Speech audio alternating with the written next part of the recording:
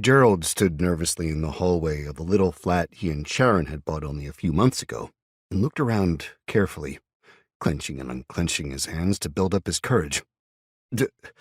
Darling, he started, only to be met with a as Sharon leaned out the lounge doorway and fixed him with a piercing glare.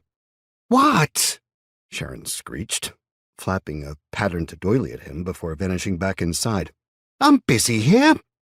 Darling, we have to go, he whined. She reappeared, eyes flashing.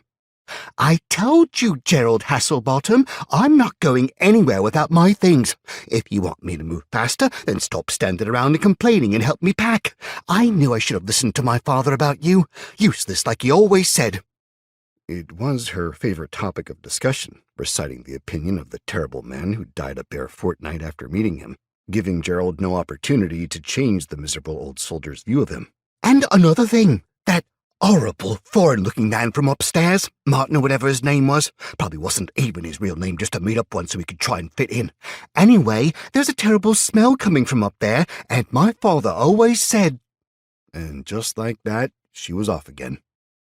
Gerald moved to the front windows, twitching the lace curtains aside and staring out at the silent street, fear bubbling up as he considered what they had to do, ignoring the stream of vicious invectives his wife poured out on the world. He watched the street for any sign of movement, eyes conditioned to spot the slightest infringement on a parking space, now darting from house to house, car to car, silently desperate to spot anything. He'd even accept that miserable Scot who lived below them coming back as a step up from the utter silence that filled the world these days. Silent apart from Sharon's ongoing tirade.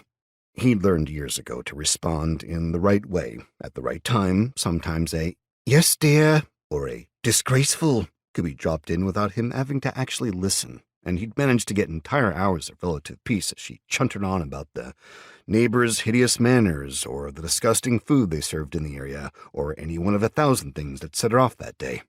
Mm-hmm, he responded by rote when his hindbrain detected a growing silence, and then she was off again. It's probably that mechanic's fault, some kind of a scam to get us to go back and spend more money, you mark my words.